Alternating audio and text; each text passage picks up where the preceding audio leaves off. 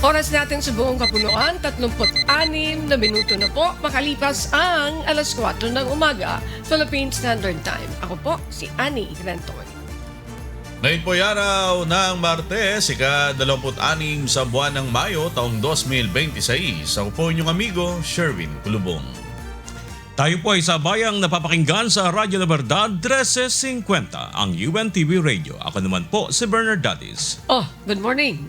Good morning. Morning. Good morning, amigo Sherwin. Good morning, Bernard. Oh, gusto niyo na bang simulan ang ating balitaan? Hataw na. Oh, hataw na tayo. Hataw na. Simulan na natin ang balitaan. Arito ang malalaki at makabuluhang balita ngayong araw. Headlines. National News. Muli na namang madaragdagan ang presyo ng diesel, gasoline at kerosene ngayong araw. Kasabay nito ang muling pagbaba ng natitirang supply ng mga produktong petrolyo sa bansa. May hataw na balita si Asher Kadapan Jr. Muling magpapatupad ng taas presyo sa mga produktong petrolyo ang mga kumpanya ng langis ngayong araw, May 26. Batay sa datos ng Department of Energy, tataas ng 1 peso and 60 centavos ang kada litro ng gasolina, habang madadagdagan naman ng halos 2 piso ang halaga ng bawat litro ng diesel. Magpapatupad rin ang price increase sa kerosene na umaabot ng 1 peso and 45 centavos per liter. Patuloy namang dumadaing ang ilang tsuper ng pampasaherong jeep sa Quezon City dahil sa maliit na kita sa pamamasada. Walang tigil ang oil price hike pero hindi naman tumataas ang pamasahe. Kita namin ngayon, yung kinikita namin sa 1,000 ngayon, ano na lang, 300, 400, hindi nasasapat sa pamilya. Pagtataas pa, wala nang iuwi. Dati kung may kita ng 700, 800, ngayon halos wala na sa kalahati ng 800, 700. Sa kabila ng mga hamong ito, hindi rin nila maramdaman ang mga ayuda kabilang na ang fuel subsidy na inilalaan ng pamahalaan sa mga PUJ. Wala po, wala kaming natanggap ng ganun, yung subsidy. Yung ayuda nga wala eh. Nandun lang yung papel namin, wala naman nakarating sa amin. Hindi pa rin sapat, sir. Hindi pa rin sapat dahil hindi naman lahat ng gasolinahan meron nun eh. Pili lang din eh. Hindi pa rin sasapat eh. Paano ka mukha ko? Kung susukatin ko diesel ko, kung hanggang sa gasolina na aabot, doon ako magkakarga eh. Panawagan ng mga driver, kaukulang aksyon mula sa pamahalaan para sa kanilang mga maliliit na manggagawa. Sana naman ibaba na yung diesel para kumita naman kami. Wala na kaming makain, kabawi man lang. Tataas ng 2 piso lang, sinasabi na iba, 2 piso lang ang itataas. Eh yung piso nga na dagdag pa sa akin, hindi nila kaya ibigay eh. Tapos magtataas sila ng 2 piso sa diesel. Eh, paano naman kami mga tsuper? Nakikiboundary lang kami. Samantala, inihayag rin ng DOE ang kasalukuyang inventaryo ng mga produktong petrolyo. As of May 22, umaabot na lang ng 44 na araw ang kabuang average fuel supply ng bansa. Pinakamaraming supply pa rin ng kerosene na aabot pa ng mahigit 138 days. Ngunit pinakamaunti sa mga supply ng petrolyo ay ang diesel na hanggang nasa 41 araw na lamang. Asher Kadapan Jr. humahataw sa balita ngayon.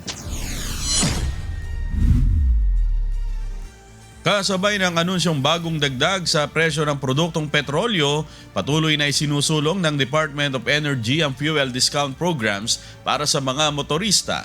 Ayon sa DOE, layunin ng programa na makatulong sa mga PUJ drivers, TNBS operators, delivery riders at pribadong motorista sa gitna ng mataas na presyo ng langis sa pandaigdigang merkado. Batay po sa updated fuel discount list ng DOE as of May 25, may iba't ibang promo sa mga kumpanya tulad ng Shell, Petron, Sea Oil, Uni Oil, Caltex at PTT, kabilang ang bawas presyo sa kada litro ng gasolina at diesel.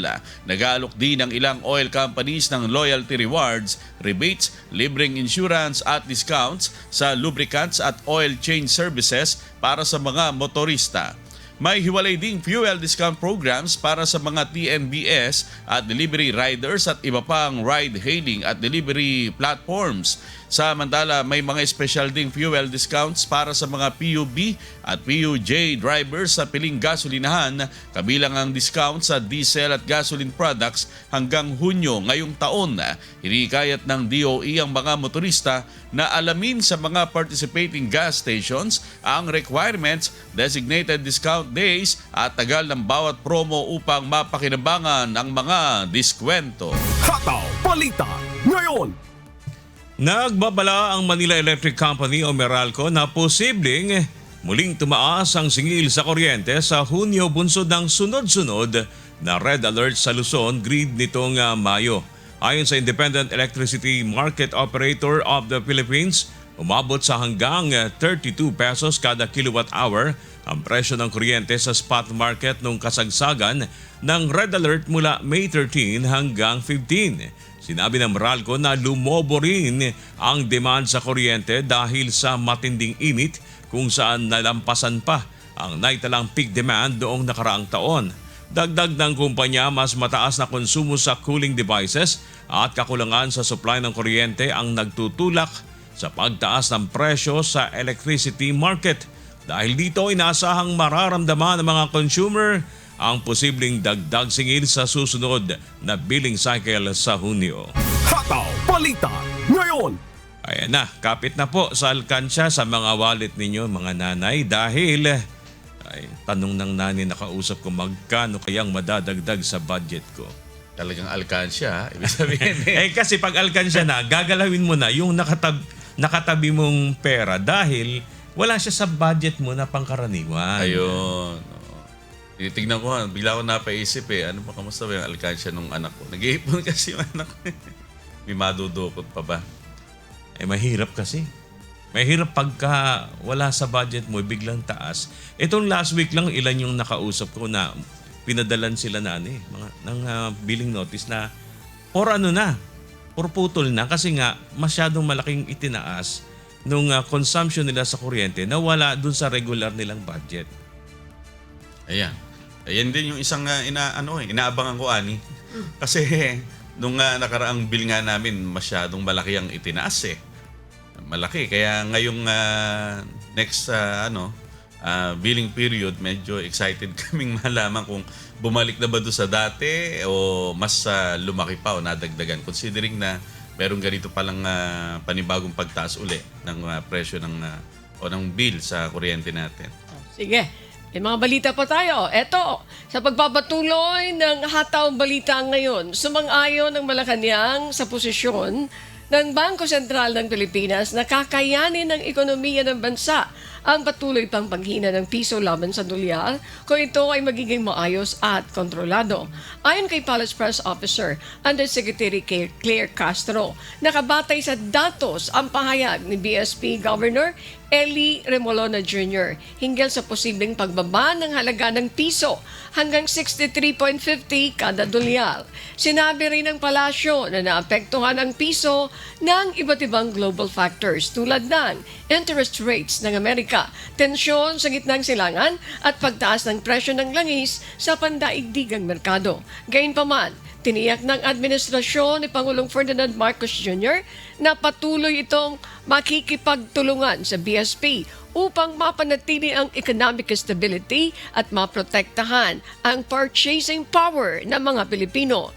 Nagpulong na rin sa Malacanang ang Pangulo, economic managers at BSP officials upang talakayin ang mga hakbang para mabawasan ang epekto ng paghina ng piso sa publiko.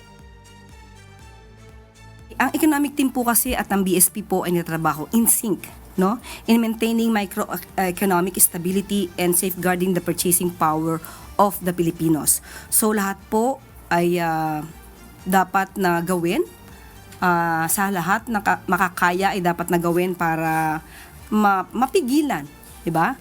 Ang pagbaba ng value ng peso dahil naniniwala pa rin po ang ating pamahalaan sa ginagawa po ng BSP. Hataw Balita ngayon. Magsasagawa ng special payout ng cash relief assistance ang Department of Social Welfare and Development o DSWD mula ngayong araw May 26 hanggang sa May 29 para ito sa additional beneficiaries at mga may unclaimed cash aid na tricycle drivers, jeepney drivers at delivery riders. Para sa mga delivery riders na nasa National Capital Region at Musep area o Bulacan, Rizal, Cavite at Laguna, isasagawa ito sa Central Office ng DSWD sa Batasan, Quezon City. Para naman po sa mga tricycle drivers at jeepney drivers sa NCR, nakadepende sa itatalagang payout site ng mga LGU. Magsisimula ang payout ng alas 7 ng umaga. Hataw Balita ngayon. Mananagot ang may-ari ng gumuhong istruktura na under construction sa Angeles City, Pampanga dahil sa paglabag sa building permit. Batay sa inisyal na investigasyon, sinasabing nadagdagan pa ng isang palapag ang naturang gusali kumpara sa orihinal nitong plano. Si JP Nunez humahataw. Imbis na siyam na palapag, nadagdagan ng isa pang palapag ang itinatayong gusali sa Angeles City, Pampanga na gumuho nitong weekend. Kabilang ito sa posibleng dahilan kung kaya't gumuho ang naturang building na under construction. Ayon kay Mayor Carmelito Lasatin II, kailangang mapanagot ang mismong may-ari ng gumuhong gusali. Anya, siyam na palapag lamang ang inaprubahan nilang itatayong building, ngunit umabot na ito ng 10 palapag. Wala rin sa aprobadong building permit ang paglalagay ng swimming pool sa itaas ng gusali. Mali rin na may barak sila sa loob ng ginagawang gusali. Sa ngayon, nasa Japan ang may-ari ng ginagawang hotel at kailangang umuwi ito para sa investigasyon at harapin nito ang ginawa nilang pagkakamali.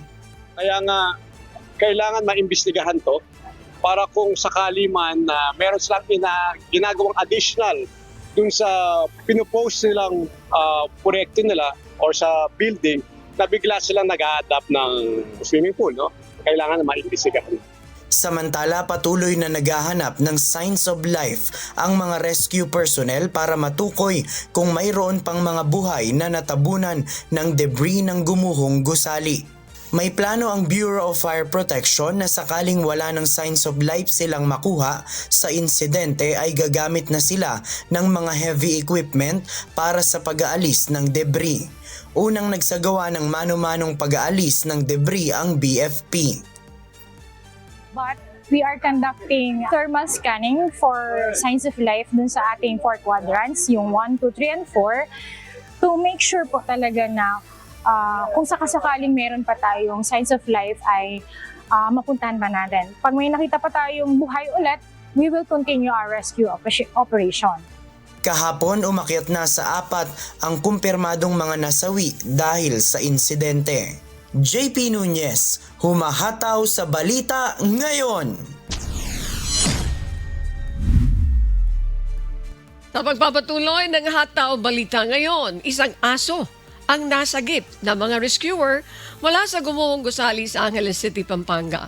Sa ibinahagi ng post ng Angeles City Public Information Office, isang aso ang nasagip kahapon sa gitna ng isinasagawang search and rescue operations ng mga rescuer. Ayon sa mga ulat, sinasabing bigla na lamang nakita ng lumabas ang aso mula sa loob ng mga gumuhong debris habang nagsasagawa ng operasyon. Sa ngayon ay nasa pangangalaga na ang City Veterinary Office ang nasagip na aso. Hataw Balita ngayon. Opisyal nang itinigil ng Unified Command System ang search and rescue operation sa gumuhong gusali sa Angeles City sa Pampanga, eksaktong alas 8:27 kagabi. Ginawa ang hakbang matapos ang final assessment gamit ang live locator ng rescue team mula sa Pasig City Local Government Unit kung saan wala nang natukoy na senyales ng buhay sa lugar. Ayon sa mga otoridad, lilipat na ang operasyon mula search and rescue patungo sa retrieval at clearing operation simula ngayong araw. Sa retrieval phase, gagamit na ng heavy equipment ang mga responder upang unti-unting alisin ang mga debris sa collapse site. 4 na bangkay kabilang ang isang Malaysian national at 2 construction workers ang narecover mula sa gumuhong siyam na palapag na condominium project. Hataw Balita ngayon. So retrieval operation na. Tapos na ang rescue.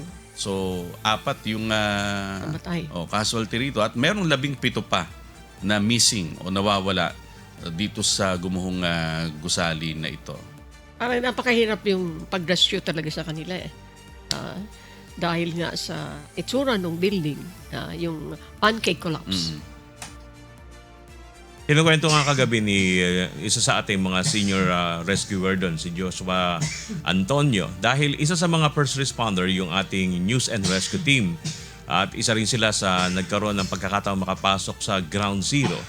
Tinanong ko siya on the perspective ng isang rescuer. Sabi niya mahirap talaga yung ginagawa ng ating mga rescuer dito sa collapse structure dahil any vibration na mangyayari sa pag ginalaw mo yung structure maaaring magsalagay sa peligro ng buhay ng mga rescuer dahil mga scaffoldings lang yung humahawak dun sa mga debris na nagpatong-patong. Siyam na palapag yun na naggumanon, nasa ilalim yung mga nire-rescue. Kaya napakahirap para si rescuers ang ginagawa nila. Kaya kahit ganon, pinipilit pa rin nila na mailigtas yung mga kababayan nating narap. Yun nga lang, talagang mahirap. When they stop this, declared na ba na no signs of life anymore? Okay. Yes. Yun ang sabi ng BFP kahapon, Ani. Actually, kahapon, pansamantala, tinigil nila nung hapon yung search and rescue para bigyan daan na, i-scan ulit kung may signs of life. Using the gadget, using the equipment. Thermal scanner. Okay. May na-detect silang heartbeat nung hapon, kaya tinuloy nila yung search and rescue. Tapos inulit ulit, yun nga, 8:27 p.m., wala na silang ma-detect, kaya sinuspend na nila kahapon yung search, kagabi, yung search and rescue, at ngayong araw ng umaga ay magta-transition na sila sa search and retrieval at yung pag-aalis na ng debris. Sa bahagi ng mga kaanak ng mga nawawala pa, siyempre malungkot yun. Dahil retrieval na Parang nawalan ka na ng pag-asa ron na may makukuha pang buhay doon. So, ano ang dapat natin antabayanan? Ang We will wait antabayan. for the investigation. May lumabas na mga initial report na allegedly may ilang violation. May mga paglabag. Actually, sinasabi ng DOLE o Department of Labor Employment Region 3, last year pala nasuspendan yung operation nito dahil nakikitaan sila ng paglabag sa occupational safety. Yung mga manggagawa ay di umano walang harness, walang mga safety equipment habang nagtatrabaho. Napayagan lang sila a few months ago after na mag-comply. Okay. So, ibig sabihin, the same year, when they were suspended, and the same year din, nung mayroon silang compliance. After na ma-assess na sila ay sumunod naman. Kaya lang, ito nga, may mga na-interview na ng mga volunteer structural engineer. Nakakakita doon sa site, sinasabi nila, initially, may mga nakikita na di umano sila na mga paglabag, pero sasailalim pa sa masusing investigasyon yan. Sinasabi nila kagaya nung ginamit na mga materyales, yung bakal. Tapos kung nasunod ba yung kumbaga yung plano. Dahil sinasabi nga nito sa report ni JP, from original plan na 9th floor, ginawang 10th floor. May dagdag. You have the ang laki ng responsibility ng kanyang structural engineer, yung architect, yung may-ari, bakit inalaw nila ito? Definitely may mananagot. That's correct. And hoping na sana mapanagot dahil ilang buhay ang nawala dyan. Yan, at dapat, nadamay pa yung isang structure. Yun, at may nadamay ding namatay doon. Okay. Kaya dapat po ay matiyak na merong managot po dito sa masasabi po sigurong kapabayaan na nagdulot ng pagkawala ng maraming buhay. Yung word na kapabayaan, nanggaling yan doon sa investigation. Opo, dahil sinasabi yan ng mga BFP, ng iba pang mga nakakita talaga sila. Opo. At saka yung report na base naman sa iniulat ng DOLE. Ayan. Kaya kaugnay niyan, sana po ay makitaan natin ng agad na kumbaga solusyon at mayroon talagang mapanagot. Samantala, nais matiyak ni Pangulong Ferdinand Marcos Jr. na natutugunan ang pangangailangan ng mga residenteng naapektuhan ng sunog sa Parola Compound sa Delpan, Manila noong Sabado. Ayon sa Pangulo, patuloy ang pamamahagi ng family food packs, hygiene kits at financial assistance para sa mga pamilyang nawalan ng tirahan. Galing po sa national government, meron po tayong hygiene kit, meron pa po tayong family cooking kit, meron pa po tayong binibigay na food pack, at bukod pa ron yung 10,000 na assistance para meron po kayong magamit na pera. Ang susunod po, pagkatapos po na makuha po namin lahat ng mga detalye ninyo, ang susunod po, patuloy po, hindi po kami titigil ng pagbigay ng pagkain at lahat ng assistance at lahat nito mga kit na nakikita ninyo. Wala pong tigil yan, ay tuloy-tuloy po namin gagawin yan.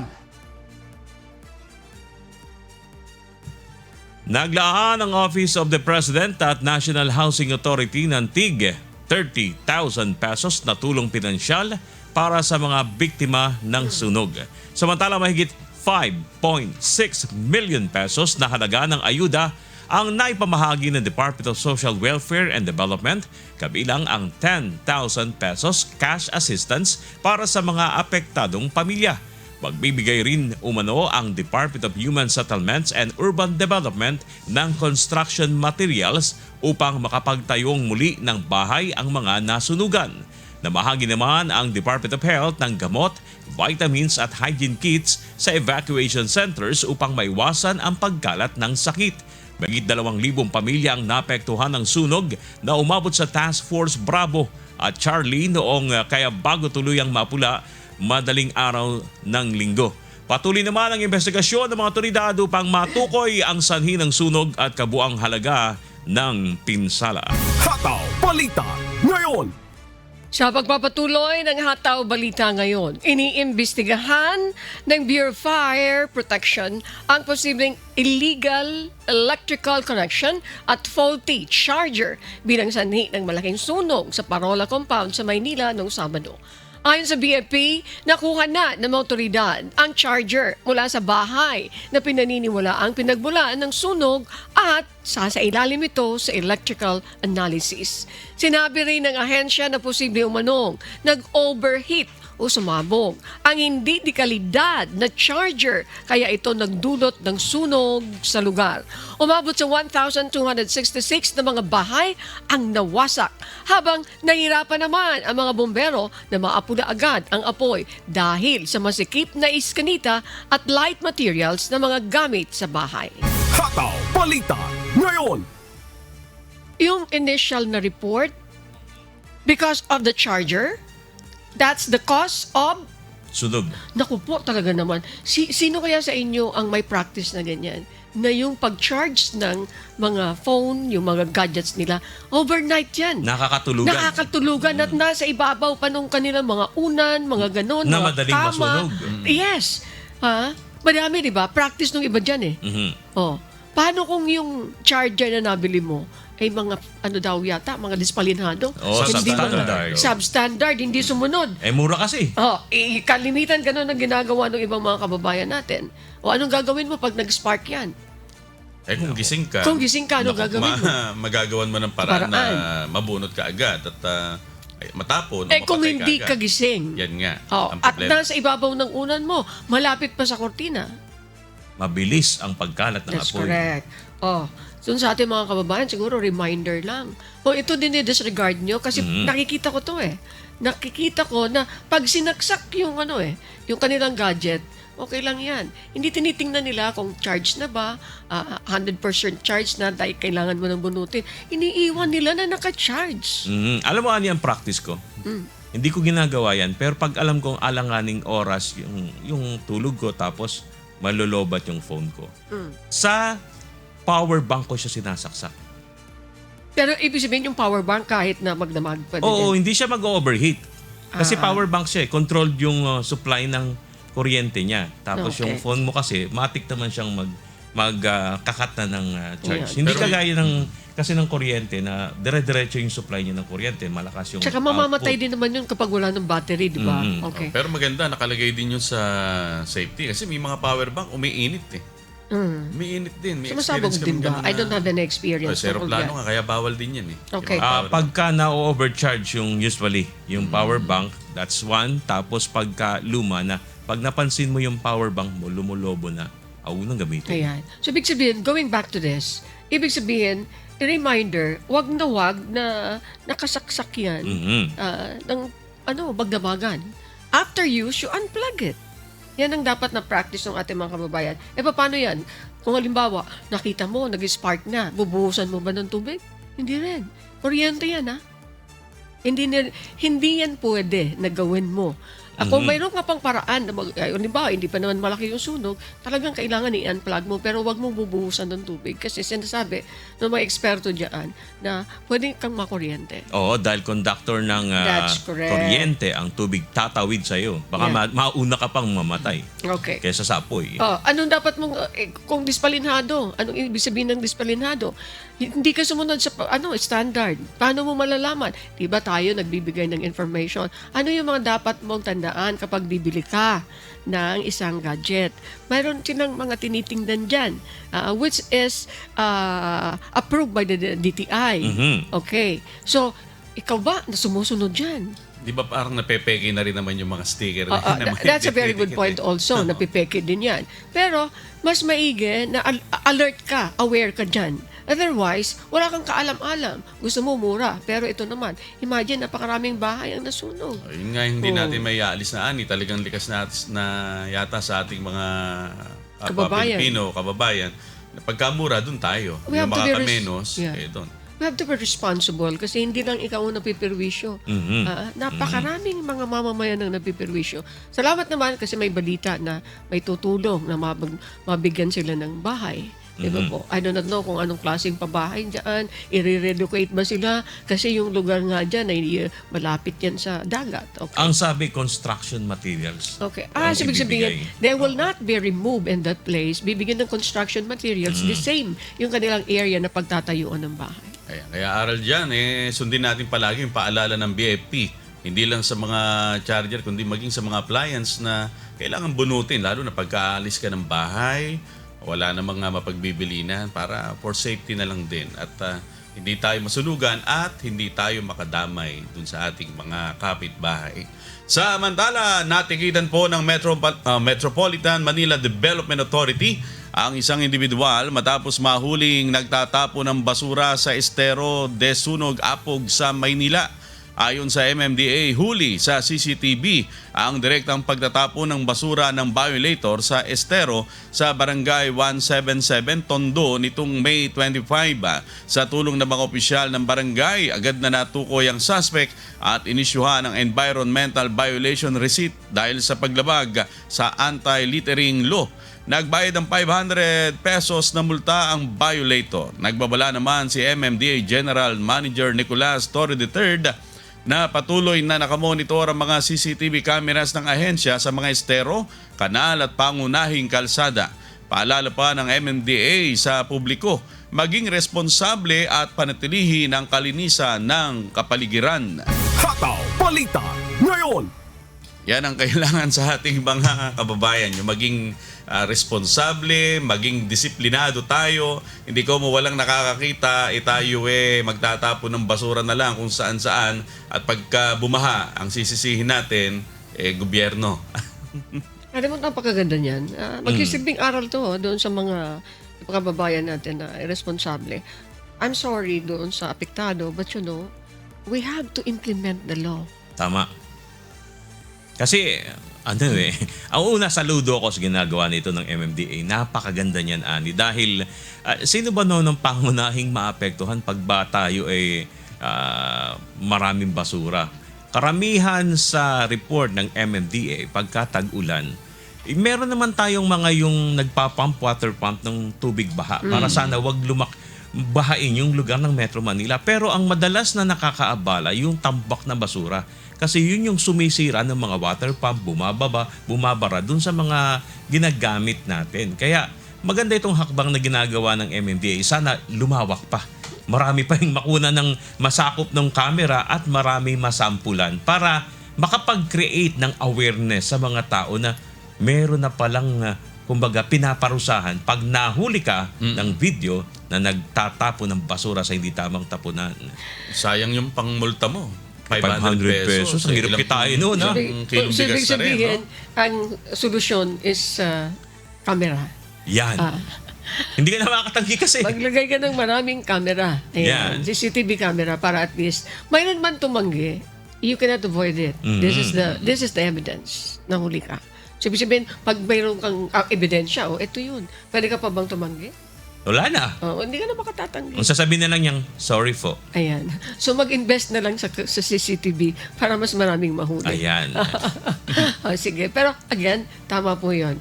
Wag mapamarisan and of course, para makapag-educate at magsilbing takot na rin doon sa mga maglalakas loob. Patuloy po kayo kumantabay. Magbabalik pa ang Hataw Balita ngayon. Oras natin sa buong kapuluan, 9 na minuto na po makalipas ang alas 5 ng umaga, Philippine Standard Time. At sa pagpapatuloy ng Hataw Balita ngayon. Naglunsad ang Department of Migrant Workers, Department of Tourism at Intramuros Administration ng libreng heritage tours para sa overseas Filipino workers at kanilang pamilya sa Intramuros na nagsimula kahapon May 25 at tatagal hanggang May 31. Bahagi ito ng pagdiriwang ng Migrant Workers Month sa Hunyo sa ilalim ng programang Pasyal Pamilya Balik Bayani sa Walled City. Maaring makapasok ng libre ang mga OFW sa Fort Santiago at Centro de Turismo Intramuros sa pamamagitan ng pagpapakita ng valid OID o Overseas Employment Certificate o OEC. Pinapayagan ding magsama ang bawat OFW ng hanggang 4 na kasama habang magkakaroon din ng libreng guided tours araw-araw sa hapon. Ayon kay DMW Undersecretary Felicitas Bay, simpleng paraan ito ng pamahalaan upang kilalanin ang sakripisyo at contribution ng mga OFW sa bansa. Sinabi rin ng opisyal na layunin ng programa na muling mapalapit ang mga OFW at kanilang pamilya sa kasaysayan, kultura at pagkakakilanlan o identity ng Pilipinas. Dagdag pa ng DMW, bahagi rin ito ng mas malawak na reintegration efforts upang ipadama sa mga migranteng manggagawa na handa silang salubungin at suportahan ang kanilang bansa. Hataw Balita ngayon. Kinumpirma ng Philippine Embassy sa Warsaw na ligtas ang 31 Pilipinong naninirahan sa Ukraine kasunod ng panibagong malawakang pag-atake ng Russia sa Kyiv. Ayon sa embahada, patuloy silang nakikipag-ugnayan sa Filipino community sa Kyiv at iba pang lungsod upang matiyak ang kanilang kalagayan at seguridad. Nagbabala rin ang embahada sa gitna ng nagpapatuloy na missile at drone attacks ng Russia na nagdulot ng pagkasawi at pagkasugat ng 12 ng sibilyan sa Ukrainian capital. Patuloy ding minomonitor ng mga opisyal ang sitwasyon habang nananatiling nakaalerto ang mga Pilipino sa iba't ibang bahagi ng Ukraine laban sa posibleng panibagong pag-atake. Hataw Balita ngayon. Patuloy na binabantayan ng Department of Migrant Workers sa mga barkong dumaraan sa Strait of Hormuz sa gitna ng nagpapatuloy na tensyon sa gitnang silangan.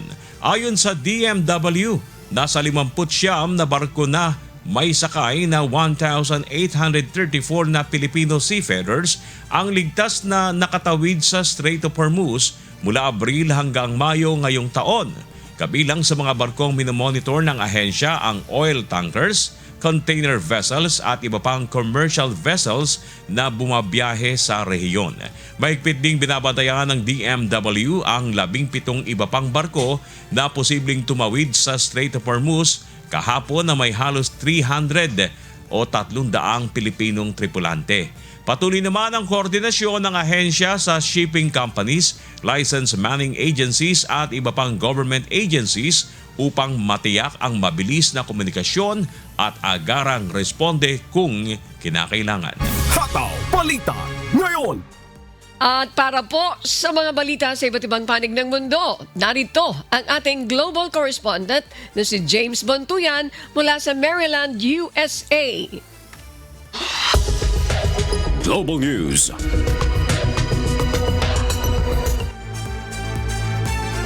Magandang umaga sa iyo, Ani, at sa lahat ng ating mga kasambahay. Narito ang mga balita mula sa iba't ibang panig ng daigdig. Tinutulan ng Iran ang pahayag ng Estados Unidos na malapit ng mabuo ang kasunduan sa pagitan ng Washington at Tehran. Ayon sa Iranian Foreign Ministry, bagamat totoong may pagkakaunawaan na ang parehong panig sa malaking bahagi ng peace deal, hindi umano mangyayari sa lalong madaling panahon ang pagkakasundo ng dalawang bansa. May hataw na balita si Noel Poliarco. Sa kabila ng mga ulat na may maganda ng takbo ang negosasyon sa pagitan ng Iran at Estados Unidos, nilinaw ni Iranian Foreign Ministry spokesperson Ismail Baghei na hindi pa tapos ang mga pag-uusap at malayo pang maisapinal ang kasunduan ng magkabilang panig. Ito ay kasunod ng mga ulat na posibleng may maianunsyo na sa mga susunod na oras ang magandang balita kaugnay ng negosasyon sa pagitan ng dalawang bansa. تحولاتی که در چند روز اخیر خبری شد محصول چند هفته گفتگو از طریق میانجی پاکستانی بوده. بعضی کشورهای دیگه هم مساعی جمیله به خرج دادن در این مدت. بنابراین این که در زمینه بخش زیادی از موضوعات مورد گفتگو Ayon kay Baghei, malaki na rin ang naging papel ng Pakistan at iba pang bansa sa pagitan ng negosasyon ng Tehran at Washington. Kaugnay ito ng mga pag-uusap para mapalawig ang tigil putukan sa gitna ng tensyon sa rehiyon, muling mabuksan ang Strait of Hormuz at may pagpatuloy ang negosasyon sa nuclear program ng Iran. Gayunman, giit ng Iran, hindi ito nangangahulugang may napipirmahan ng kasunduan. اما اینکه بگیم که این به معنای این هست که امضای یک توافق قریب الوقوع است، کسی نمیتواند چنین ادعایی بکند به همون دلایلی که بخشش خودتون گفتید. Nauna nang nagbigay ng positibong pahayag si US Secretary of State Marco Rubio kaugnay ng takbo ng negosasyon. Habang nasa pulong nitong weekend sa India, sinabi ni Rubio na may significant progress ang usapan sa pagitan ng dalawang bansa at posibleng makarinig ang mundo ng magandang balita sa mga susunod na oras kaugnay ng kasunduan. Isa sa tinutukoy ni Rubio ang posibleng muling pagbubukas ng Strait of Hormuz. We thought we might have some news last night. Maybe today. I wouldn't read too much into it. It takes a little while to hear back. So we have what I think is a pretty solid thing on the table in terms of their ability to open up the straits, get the straits open, enter into a very real, significant, time-limited negotiation on the nuclear matters. And hopefully we can pull it off. It has a lot of support in the Gulf. Mahigpit na kinokontrol ng Iran ang bahaging ito ng karagatan matapos sumiklab ang digmaan noong February 28 kasunod ng malawakang pag-atake ng US at Israel sa Iran. Gumanti naman ang Iran sa pamamagitan ng missile at drone attacks sa ilang bansang kaalyado ng US sa Gulf region. Dahil dito, sumirit ang presyo ng langis sa buong mundo at nagkaroon ng pangamba sa supply chain at shipping industry. Matapos ang ceasefire noong Abril, nagpatupad naman ang US ng blockade sa mga port ng Iran habang nagpapatuloy ang negosasyon. Ayon kay US President Donald Trump, mananatili ang blockade hanggang walang napipirmahang formal na kasunduan. Kasunod nito, nilinaw din ng Iran ang issue ng paniningil sa mga dumaraang barko sa Strait of Hormuz. ما عوارض نمیگیریم. There is no toll.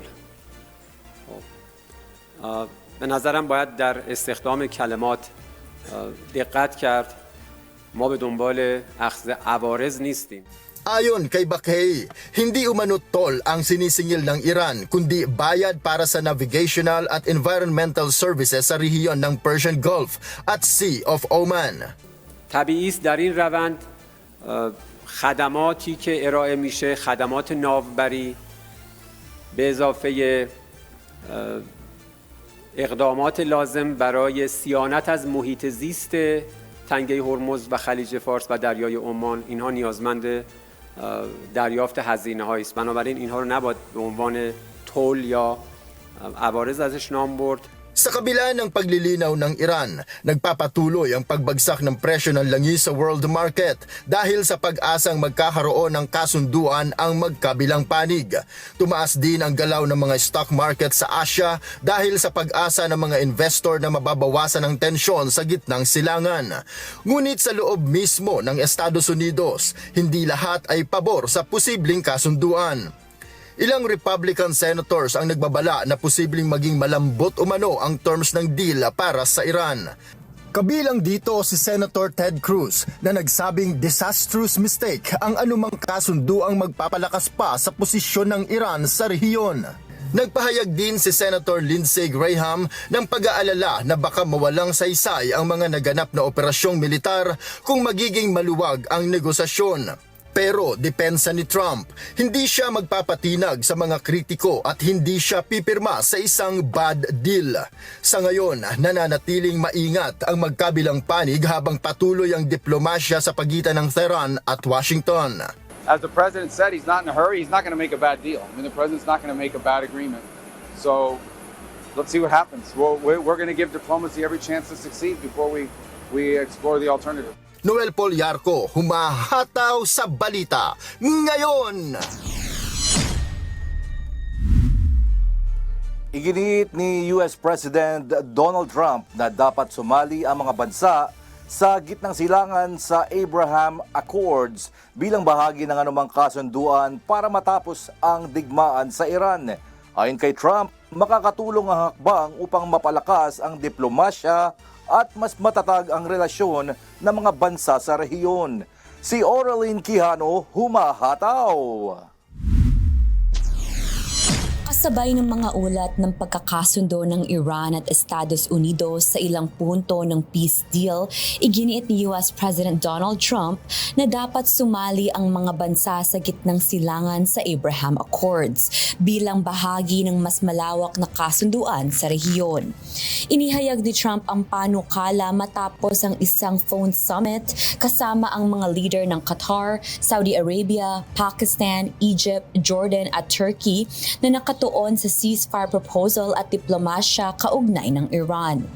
Ayon kay Trump, kapag nabuo ang isang peace agreement, dapat sabay-sabay na lumagda ang mga nasabing bansa sa Abraham Accords. Ang Abraham Accords ay isang kasunduang inulunsad noong 2020 sa pamamagitan ng Estados Unidos upang inormalize ang diplomatikong relasyon ng ilang Arab countries sa Israel.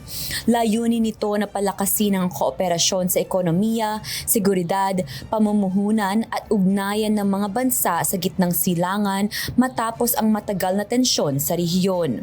Kabilang sa mga naunang sumali sa Accords, ang United Arab Emirates, Bahrain, Morocco, Sudan at Kazakhstan. Ayon pa kay Trump, nakatulong ang mga kasunduang ito sa pagpapalakas ng ekonomiya at pakikipagkalakalan ng mga bansang kasapi. Giit niya dapat maunang lumagda ang Saudi Arabia at Qatar at sumunod ang iba pang bansa bilang patunay ng magandang hangarin sa posibleng kasunduan sa Iran. Gayunman, inamin din ni Trump na may ilang bansa na posibleng hindi muna sumali dahil sa sarili nilang mga dahilan. Matatanda ang bago ang October 7th attack sa Israel, nagkaroon na ng mga pag-uusap ang Saudi Arabia at Israel kaugnay ng posibleng paglahok ng Riyadh sa Abraham Accords.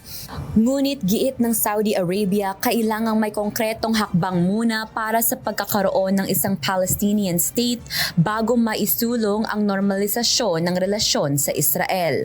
Samantala, sinabi rin ni Trump na maayos umanong umuusad ang negosasyon sa Iran bagaman wala pa ring pangwakas na kasunduan sa ngayon.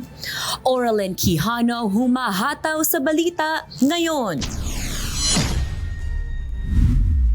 Nasira ang ilang tanggapan ng World Health Organization at United Nations sa Kyiv matapos ang panibagong malawakang pag-atake ng Russia sa Ukraine. Kasunod ito ng panibagong missiles at drones barrage na ikinasawi ng 4 na individual at ikinasugat ng marami pang sibilyan. Narito ang umahataw na balita. Kinumpirma ni World Health Organization Director General Dr. Tedros Adhanom Ghebreyesus na nasira ang tanggapan ng World Health Organization sa Kyiv matapos tamaan ng debris mula sa mga pag-atake ng Russia.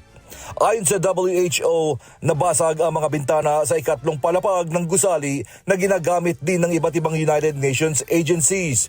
Wala namang naitalang nasugatan sa insidente, ngunit maring kinundinan ni Tedros ang mga pag-atake sa mga sibilyan at health facilities. Naganap ang panibagong pambobomba habang patuloy na pinapaigting ng Russia ang mga airstrike sa kabisera ng Ukraine. Ayon sa mga otoridad sa Kyiv, 4 ang nasawi habang halos 100 ang nasugatan sa isa sa pinakamalaking pag-atake sa mahigit 4 na taong digmaan. Iniulat din na ginamit ng Moscow ang nuclear-capable hypersonic Orishnik missile sa nasabing operasyon.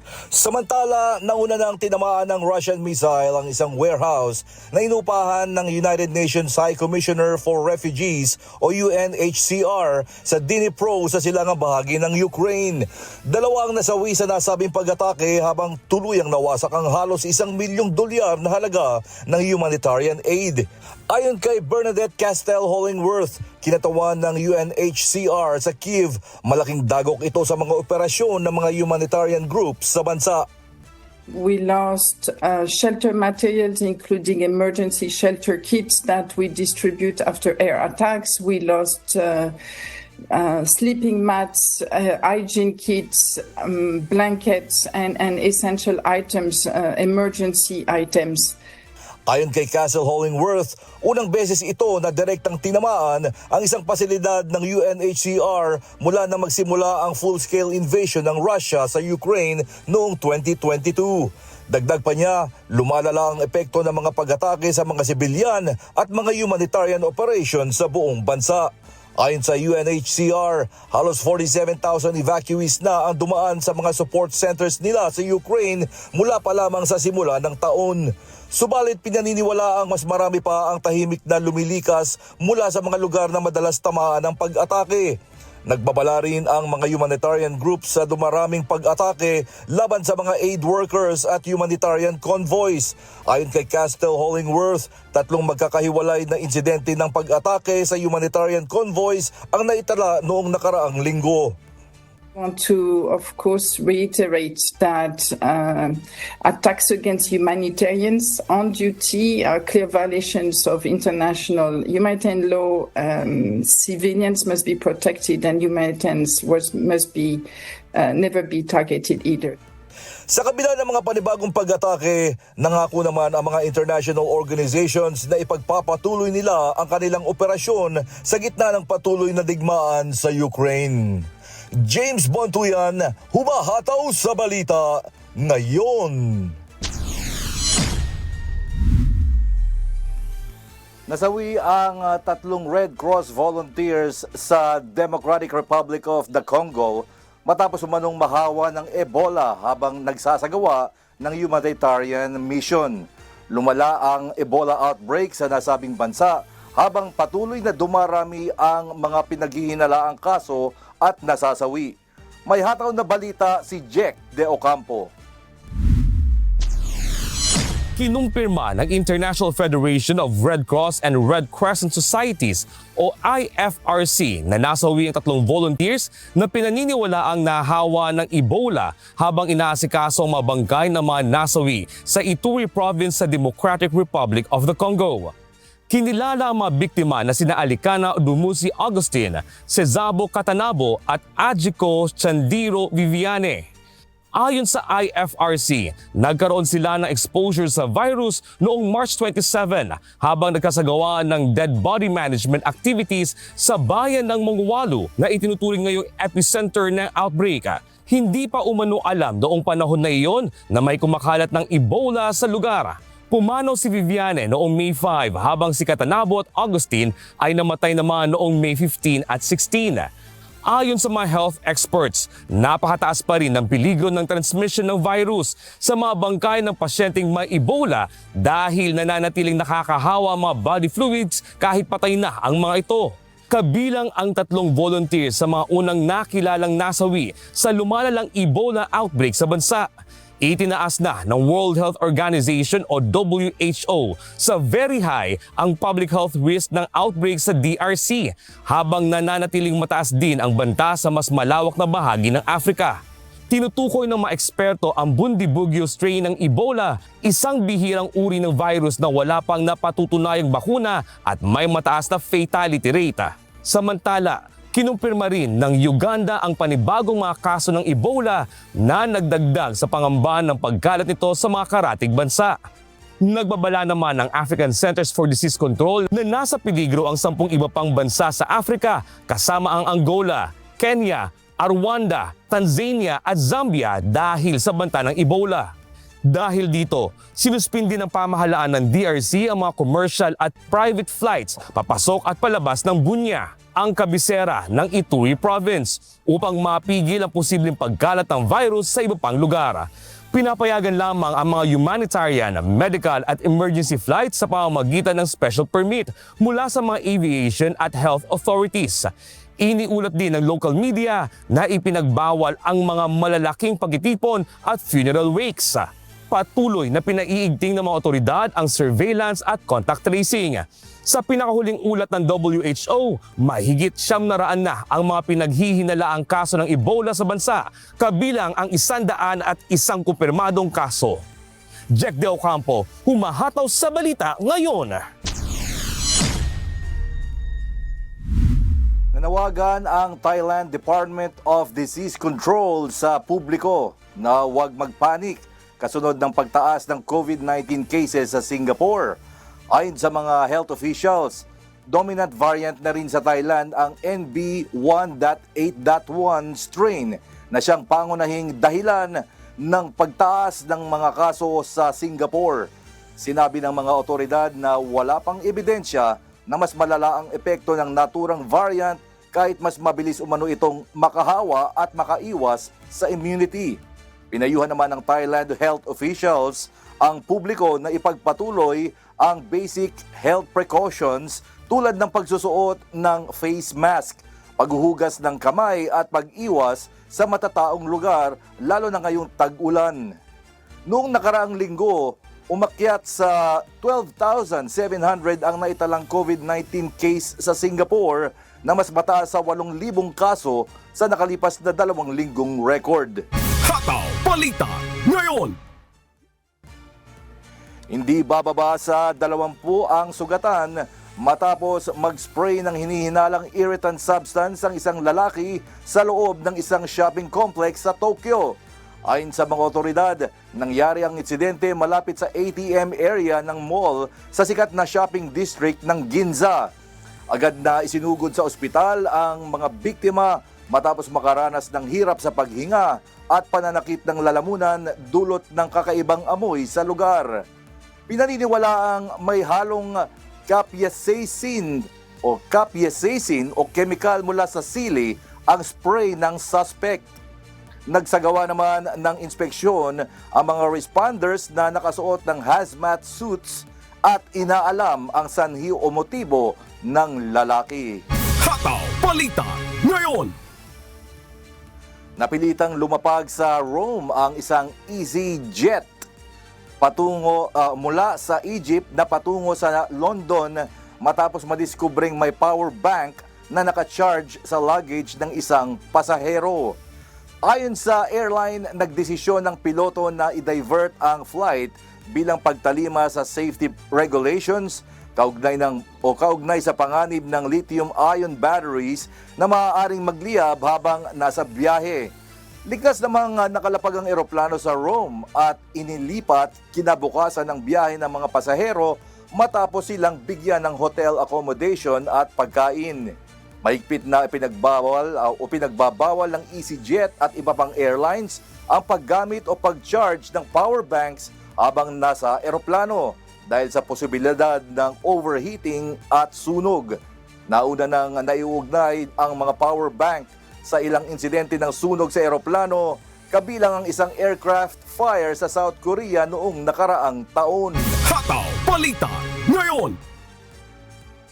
3 ang kumpirmadong nasawi matapos bumangga ang sasakyan sa isang elepante sa loob ng Murchison Falls National Park sa bansang Uganda. Ayon sa Uganda Police Force, 4 pang sakay ng sasakyan ang nasugatan sa insidente na naganap noong Linggo ng gabi. Lulan umano ng sasakyan ang 7 opisyal mula sa Uganda Revenue Authority na bumiyahe mula Arua City patungong Kampala nang mangyari ang aksidente. Nanawagan naman ang Uganda Wildlife Authority sa mga motorista na mag-ingat sa pagdaan sa protected areas dahil madalas tumawid sa kalsada ang mga mamabangis na hayop. Hataw Balita ngayon! Matagumpay na naglunsad ang China ng panibagong crewed space mission bilang bahagi ng layunin nitong makapagpadala ng mga tao sa buwan bago sumapit ang taong 2030. Kabilang sa misyon ang isang mahalagang eksperimento kung saan may isang astronaut na mananatili ng 1 taon sa kalawakan. Si Jihan Tamasunas, humahataw!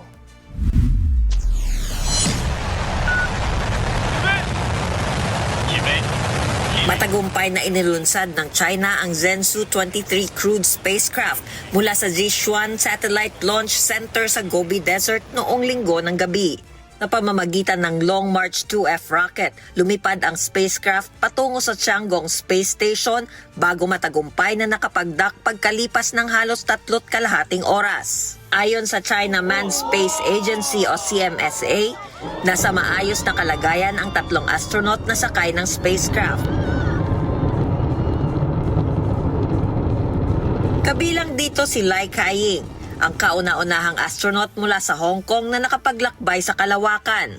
作为一名普通的香港人，可以加入航天员队伍，入选本次乘组执行任务。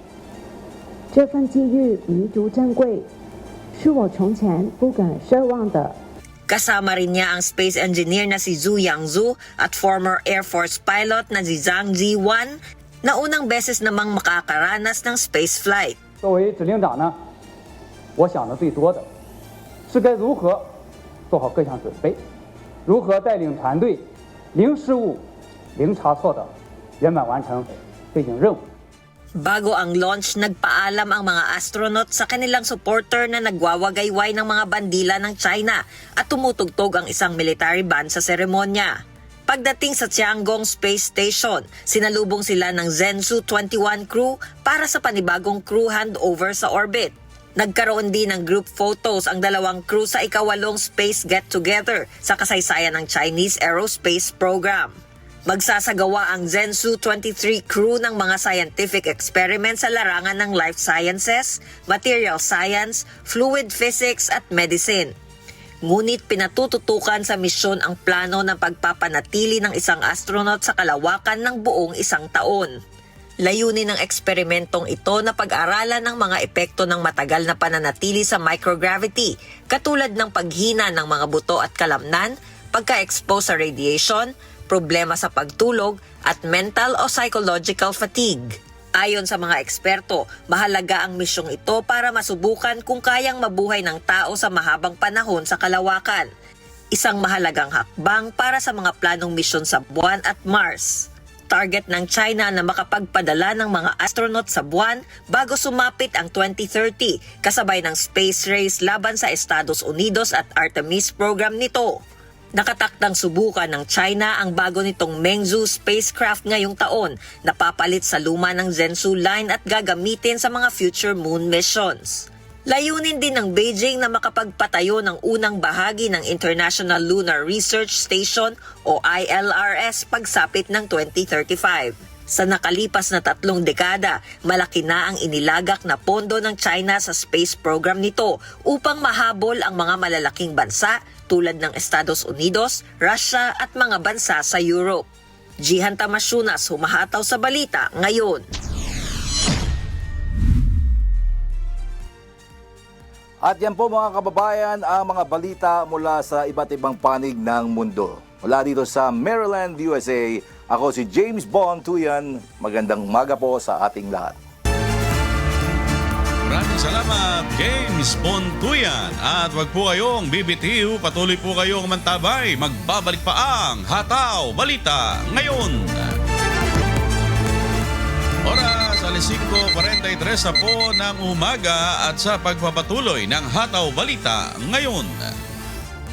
Ipinaliwanag ng Korte Suprema kung bakit hindi nila pinagbigyan ang kahilingan ni Senator Ronald Bato de la Rosa para sa temporary restraining order upang pigilan ang pag-aresto sa kanya sa bisa ng ICC warrant of arrest. Ayon sa hukuman, bigo si Senator de la Rosa na magbigay ng mga kadahilanan para sa TRO. May hataw na balita si Dante Amento. Sa resolusyon ng Supreme Court and Bank na isinapubliko kahapon, ipinaliwanag ng hukuman ang dahilan ng pag-dismiss sa aplikasyon ni Senator Ronald Bato de la Rosa para sa isang Temporary Restraining Order o TRO. Layon sana ng nasabing petisyon na pigilan ang mga opisyal ng gobyerno sa pag-aresto o pagdetine sa senador base sa warrant mula sa International Criminal Court o ICC na walang kaukulang arrest warrant mula sa korte sa Pilipinas. Ayon sa Supreme Court, bigo ang mambabatas na ipakita ang lahat ng kinakailangan para mabigyan siya ng TRO. Ayon sa korte, hindi nito napatunayan na mayroon siyang malinaw na karapatan na dapat protektahan ng batas sa kasalukuyan. Ang mga karapatang iginigiit niya ay itinuturing na contingent o nakadepende pa sa magiging desisyon ng korte sa mga mas malalim na isyu, tulad ng bisa ng ICC warrant matapos ang pagtiwalag ng Pilipinas sa Rome Statute at ang kapangyarihan ng Pangulo na ipatupad ito. Ayon sa mga naunang desisyon, ang injunction ay hindi ginagamit para sa mga karapatang hindi patiyak o doubtful. Sinabi ng korte na walang patunay ng aktwal o material na pag-atake sa mga karapatan ni Senator de la Rosa. Binigyang din ng SC na ang senador ay nabigyan ng protective custody ng Senado na mismong humadlang sa anumang tangka ng pag-aresto sa kanya. Pinagbatayan din ng korte ang pahayag ni Pangulong Ferdinand Marcos Jr. noong May 13, 2026 kung saan sinabi nitong wala siyang inilalabas na utos na arestuhin ang senador. Dahil hindi napatunayan ang pagkakaroon ng legal na karapatan sa puntong ito, sinabi ng korte na wala ring irreparable injury o pinsalang hindi na malulunasan na maaaring mangyari. Pinuna ng korte na ang very urgent manifestation na isinampa ni Senator Bato ay puno ng mga hindi beripikadong ulat at aligasyon. Binigyang din ng SC na sila ay hindi trier of facts at hindi maaring maglabas ng TRO base lamang sa mga sitwasyong speculative o haka-haka lamang. Dahil dito, nananatiling nakabinbin ang main petition ni De la Rosa at dating Pangulong Rodrigo Duterte para sa certiorari at prohibition, ngunit hindi sila nabigyan ng pansamantalang proteksyon habang dinidinig ang kaso. Dante Amento, humahataw sa balita ngayon. Pinakakansila ng National Bureau of Investigation o NBI ang higit 100 na mga baril na nakarehistro kay Senator Ronald Bato de la Rosa. Sa gitna ito ng arrest warrant na kinakaharap ng senador mula sa International Criminal Court o ICC. Kahapon May 25, nagsumite ng request letter ang NBI kay Chief PNP Police General Melencio Nartates Jr. at nilagdaan ito mismo ni NBI Director Attorney Melvin Matibag. Hataw Balita ngayon! Nananatiling matatag ang liderato ni Senate President Alan Peter Cayetano. Gayunpaman, hindi ito dapat magpapakampante dahil hindi pa sumusuko ang mayorya sa pagtutulak kay Senator Sherwin Gatchalian na pumalit bilang pinuno ng Senado. May humahataw na balita si Jed Neresina. Walang naganap na pagpapalit ng liderato sa Senado kahapon May 25 sa kabila ito ng pagnanais ng minorya na gawing Senate President si Senator Sherwin Gatchalian ayon kay Senator Juan Miguel Mig Zubiri na miyembro ng Senate Minority, bagamat bigo pa rin silang makabuo ng kinakailangang bilang para mapalitan ang Senate leadership. Hindi natitigil ang pakikipag-usap nila sa iba nilang kasamahan na nasa mayorya. Speaker, doon tanungin ko may numero. Wala pa. Of course, alam mo, medyo mainit pang ulo ng mga senador sa pangyayaring last week. Medyo kailangan po natin kalmahan ng mga emotions nila. Tapos mag-usap-usap po kami. Pero so far, we're still talking to several individuals and hopefully magkakaroon kami ng coalition. So we'll see. Tumanggi muna ang senador na pangalanan o banggitin sino ang kanilang kinakausap na lumipat sa kanilang panig. Gayunpaman, gaya ng ibang miyembro ng Senate Minority, buo ang tiwala ni Senator Zubiri kay Senator Gatchalian para pumalit bilang pinuno ng mataas na kapulungan ng Kongreso. Senator Win is the most acceptable candidate to all of us kasi maganda naman yung handling niya sa finance chairmanship niya pagka head ng finance committee. Nakita very fair, very transparent, and that's what we want. And of course, he's also a consultative leader. So hopefully we get one or two more from the majority bloc. Kaugnay nito, kahit pa ilang araw na lang ang natitira bago ang Sinadje adjournment, hindi aniya sila nawawalan ng pag-asa na makabuo ng sapat na bilang na kinakailangan para magkaroon ng pagbabago sa liderato ng Senado. Jed Neresina, humahataw sa balita ngayon. Nagpahayag ng matinding pagkabahala si Senator Amy Marcos sa kanyang privilege speech kaugnay ng umano'y pagpupursige ng ilang mambabatas na itulak ang charter change o CHACHA. Sa ipinakitang video ni Senator Marcos, iniugnay sina Senator Vicente Soto III at ilang opisyal sa umano'y pag-uusap tungkol sa constitutional amendments, term extension at no election scenario sa 2028. Ayon sa Senadora, posibleng mapalawig hanggang 2031 ang termino ng Pangulo, mga senador at kongresista sa ilalim ng planong pag-amyenda sa konstitusyon. Inilahad din ng senador ang timeline ng mga umano'y hakbang para sa CHACHA, kabilang ang pahayag noon ni Pangulong Ferdinand Marcos Jr. na bukas siya sa Constitutional Convention. Impeachment, no elections, term extension. Ito ang inaatupag ng ilang mambabatas na nagiging mambubutas ng sikmura ng taumbayan. Inuuna ito kesa gutom, trabaho, kalusugan, kabuhayan. Gusto nilang pahabain ang paghihirap ng Pilipino, gusto ata nilang gumapang ang bayan sa dusa, gaya ng paggapang ng mga buwaya sa kaban ng bayan at konstitusyon. Mariing itinanggi ni Senator Soto ang anumang pagkakasangkot sa charter change at sinabing hindi siya kailanman naging pabor sa CHACHA. Tinawag naman ni Senators Juan Miguel Zubiri, Francis Pangilinan at iba pa na propaganda at fake news ang video na ipinakita sa plenaryo. Ayon sa mga senador, walang naganap na pagdinig o formal na usapan sa Senado hinggil sa charter change at no election scenario na binanggit sa privilege speech. Nagpahayag din ng pagkabahala ang ilang senador na posibleng makasira sa imahe ng Senado ang pagpapalitan ng akusasyon sa loob ng session hall. I have never been in favor of CHACHA. Charter change? Never. From the day I became a senator up to the present, ang dami namin pinagdaanan dyan. Ang mas gusto ko, CHACHA. C-H-A-C-H-A. Not charter change. I just want to point out that the video that the lady senator presented was obviously opinionated, a propaganda tool, right? It's should be stricken off the record. I second the motion to strike that off our records that video presentation presented earlier, Madam President, because Madam President, all senators of this chamber, be it the majority, be it the minority, we need respect, or we deserve respect, Madam Chair. We must not tolerate presentation of unparliamentary acts. That is haka-haka, this conspiracy to commit or to amend the Constitution for whatever reason, self-serving, term extension, NOEL, etc. These are lies. Ayon naman kay Senate President Alan Peter Cayetano, dapat magkaroon ng patas na pagtingin sa lahat ng panig at hayaan ang bawat senador na maipaliwanag ang kanilang posisyon.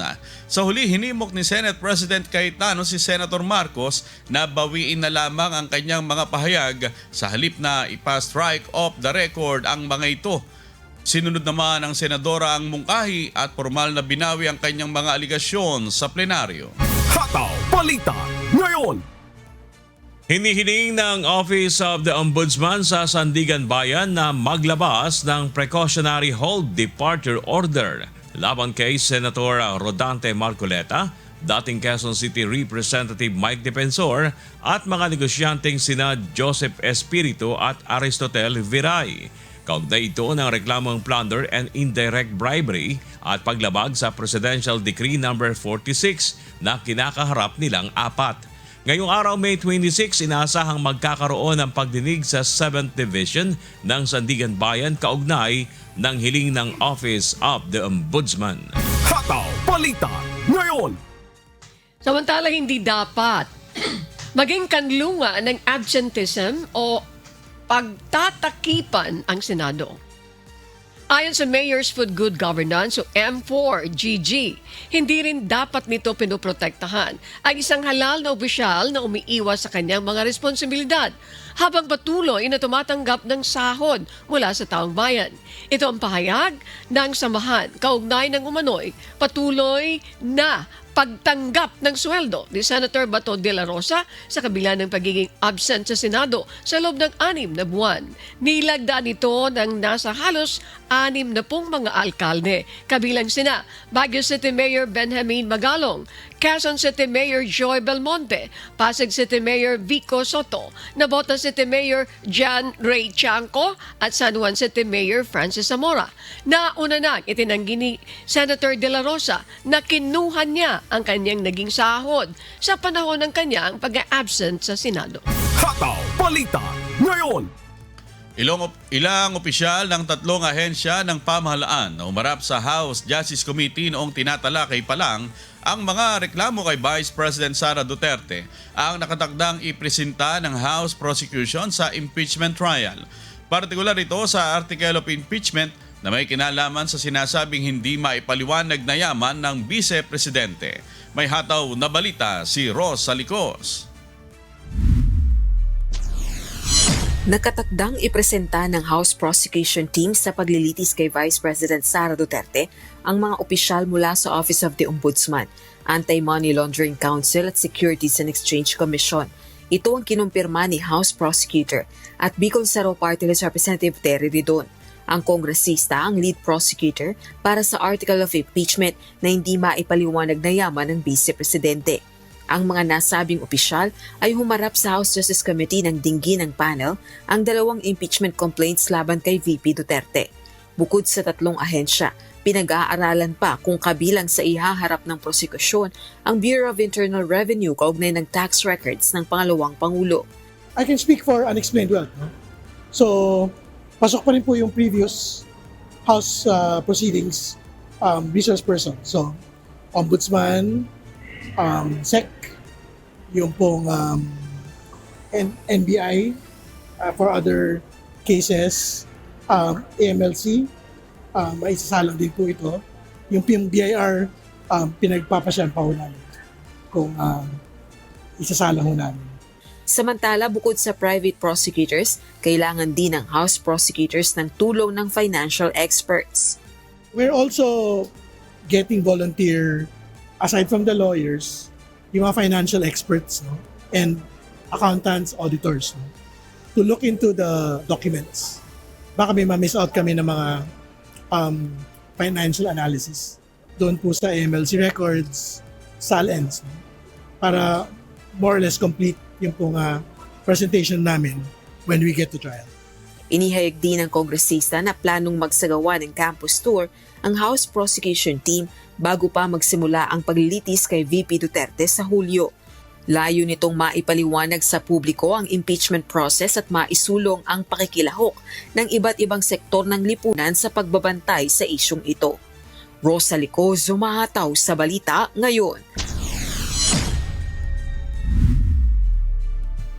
Mayroon umanong natatanggap na banta at offer para bumaligtad ang 18 dating sundalo na nagsiwalat ng umano'y pagde-deliver ng mali-maletang pera na galing sa flood control projects. Samantala, ipinanawagan naman ng dating kongresista na si Mike Defensor ang pag-imbita ng Kamara at Senado sa 18 ex-military para sa gagawin nitong pag-iimbestiga. Si Benedict Samson humahataw. May mga umaaligid at may ilan na nakatatanggap ng offer para bumaliktad. Ito ang ibinunyag ng abogado ng 18 dating sundalo na nagsabing naghatid ng mali-maletang pera sa ilang opisyal ng pamahalaan na isinasangkot sa flood control project anomalies. Ayon kay Atty. Levy Baligod, sa kabila ng patuloy na paninindigan ng mga ex-military sa kanilang mga naunang salaysay, meron pa rin umanong nagtatangkang takutin ito upang bawiin o baguhin ang kanilang mga sinabi. Halimbawa, may dalawa dito, hindi ko na lang sabihin, nakatira sila sa isang medium rise na condo. May pumunta doon na nakamask, ang pinuntahan nila yung nanay nung isa. At pinapakita yung picture. Kilala nyo ba ito? Nandito ba ang taong ito? So sa takot nung nanay nung isa, umakyat kasi nandun sila sa taas at sinabi. So binaba nila. Yun, wala na yung tao. Samantala, may ilan pa umanong mga dating sundalo ang lilitaw bilang bagong testigo sa issue. Bago ito, kasabahan din nila, dating mga empleyado ni Saldico. Dating sundalo din, pero dahil humingi ng palugit ang mga complainant na magsasubmit daw sila ng reply affidavit sa June 8, ay hindi sinabi ko sa aming mga abogado na huwag nyo munang isama yung mga affidavit ng additional witnesses. At the very least, 4. Iginigit naman ng dating mambabatas na si Mike Defensor na dapat sanang imbitahan ng Kamara at Senado sa ginagawang investigasyon sa anomalya sa mga proyekto ng gobyerno ang 18 dating mga sundalo. At hinahamon ko pa rin nga hanggang ngayon ang Kongreso at ang Senado. Patawag nila yung 18 Marines. Kung tingin nila nagsisinungaling at walang katotohanan yung mga sinasabi, tingnan nila at akihin nila at talagang sirain nila yung testimonya. Pero katulad na sinabi ko, pag ikaw nagsasabi ng totoo, mahirap kang pawalang katotohanan o sabing kasinungalingan yung mga sinasabi mo. Benedict Samson, humahataw sa balita ngayon. Sa magpapatuloy ng hataw balita ngayon, nuisance at isang kaso ng harassment. Ganito itinuring ni Executive Secretary ang isinampang reklamo ni Dr. Tony Liachon laban sa kanya. Ito ay may kinalaman sa paglilipat ng pondo ng Philippine Health Insurance sa National Treasury noong 2024. Ayon kay E.S. Recto, mismong Supreme Court Justices ang nagsabing wala siyang criminal liability dahil sumunod lamang umano siya sa batas. Iginit din ng kalihim na ipinatupad niya ito in good faith. Hataw Balita ngayon. Hindi dadalo si dating Pangulong Rodrigo Duterte sa unang status conference ng kanyang kaso sa International Criminal Court na nakatakda sa May 27. Kinumpirma ito matapos magsumite ang kanyang legal team ng formal na waiver na pirmado mismo ng dating Pangulo upang hindi na siya personal na humarap sa pagdinig. Ayon sa dokumentong inihain ng lead counsel na si Peter Haynes, ipinagkatiwala ni FPRRD sa kanyang mga abogado ang pagharap sa lahat ng procedural matters ng hearing. Ang waiver ay alinsunod sa direktiba ng ICC Trial Chamber 3 na nag-atas sa depensa na magsumite ng formal na written waiver bago sumapit ang May 25. Pangungunahan ni na Judge Joanna Corner, Jurist Kibong Pike at Nicolas Gilu ang status conference kaugnay ng kaso laban sa dating Pangulo. Hataw Balita ngayon. Nakatakdang bumiyahe ngayong araw si Pangulong Ferdinand Marcos Jr. patungong Tokyo sa Japan para sa state visit nito mula May 26 hanggang 29. Inaasahang lalagda ang Pilipinas at Japan ng mga bagong kasunduan kaugnay ng defense, trade, investment at human resources cooperation. Ayon sa Department of Foreign Affairs, kabilang sa pag-uusapan ang pagpapatupad ng Reciprocal Access Agreement o RAA at iba pang defense agreements sa pagitan ng Armed Forces of the Philippines at Japan Self-Defense Forces. para po implement fully yung ating defense agreements such as the Reciprocal Access Agreement na nilagdaan po noong 2024 and para din ho yung sa acquisition, yung agreement ho natin concerning reciprocal provision on supplies and services between the AFP and the Self-Defense Forces of Japan signed noong January 15 po, 2026 na nagsiset po ng basic terms para sa palitan ng supplies at services sa pagitan po ng Self-Defense Forces ng Japan and AFP. Nakatakdaring makipagpulong si Pangulong Marcos Jr. kay Japanese Prime Minister Sainichi Takaichi upang talakayin ang pagpapalakas ng kooperasyon ng dalawang bansa kabilang ang usapin sa energy security. Posibleng mapag-usapan rin ng dalawang leader ang diversification ng oil supply upang hindi masyadong umasa ang Pilipinas sa iisang pinanggagalingan ng langis. Sa sidelines ng state visit, makikipagpulong din si PBBM sa Japanese investors at haharap sa Filipino community sa Japan kung saan mahigit 340,000 Pilipino ang naninirahan at nagtatrabaho. Hataw Balita ngayon. Umaasa ang ilang labor groups na magiging daan ang pamumuno ni incoming Labor and Employment Secretary Francis Tolentino para sa mas bukas at mas mabibigyan aksyon ang pagkikipagdialogo sa mga manggagawang Pilipino. Ito'y kasunod ng pagkakatalaga kay dating Senator Francis Tolentino bilang bagong kalihim ng DOLE kapalit ni Secretary Bienvenido Laguesma na nagbitiw sa pwesto upang bigyang prioridad ang kanyang kalusugan. May humahataw na balita si Mia Alonzo. Tuluyan ang nagbitiw sa pwesto si Labor Secretary Bienvenido Laguesma. Sa kanyang opisyal na pahayag, sinabi nito na kailangan na niyang bigyan ng buong atensyon ang kanyang kalusugan, kaya nagpasya siyang bumaba sa pwesto bilang kalihim ng DOLE. Ayon kay Secretary Laguesma, upang patuloy na makapag-focus ang kagawaran sa pagpapalawak ng mga oportunidad sa trabaho, pagpapaunlad ng human resource, pagprotekta at pagtataguyod sa karapatan at kapakanan ng mga manggagawa, kailangan niya na ipaubaya sa iba ang trabaho at tiniyak ang maayos na transition process. Samantala, kasunod naman ito, naglabas din ng pahayag ang Trade Union Congress of the Philippines o TUCP kaugnay ng pagtatalaga kay dating Senador Francis Tolentino bilang bagong kalihim ng DOLE. Ayon sa grupo, umaasa ang mga manggagawang Pilipino na magbubukas ito ng bagong yugto ng mas tapat, bukas at makabuluhang dialogo sa pagitan ng mga manggagawa, DOLE at ng Administrasyong Marcos. Ayon sa TUCP, dapat agad natutukan ni incoming Secretary Francis Tolentino ang mga matagal ng panawagan ng mga obrero, kabilang ang mas mataas na sahod, seguridad sa trabaho, pagwawakas sa endo o contractualization at ganap na paggalang sa mga karapatan ng mga manggagawa. Binigyang diin din ng TUCP na 2 taon na lamang ang natitira sa administrasyon ni Pangulong Marcos, kaya dapat umanong hit the ground running agad ang bagong kalihim. Kaya naman umaasa ang grupo na ipagpapatuloy ng bagong DOLE chief ang kanyang dating suporta sa legislated wage hike lalo na't nagsimula na ang konsultasyon ng NCR Wage Board para sa posibleng dagdag sahod ngayong taon. Dagdag pa ng grupo na bilang magiging chairperson din ng National Wages and Productivity Commission o NWPC, sinabi ng TUCP na malaki ang responsibilidad ni Tolentino na tugunan ang lumalaking agwat sa pagitan ng gastusin at sahod sa bansa. Tiniyak naman ng bagong kalihim na sisikapin niyang maipatupad ang lahat ng batas upang maiangat ang dangal ng manggagawang Pilipino. Ubo ay nagpabalik sa national government para tululong, palakasin alay ng manggagawa, papalakas din ang ating ekonomiya. Mia Alonzo, humahataw sa Balita Ngayon.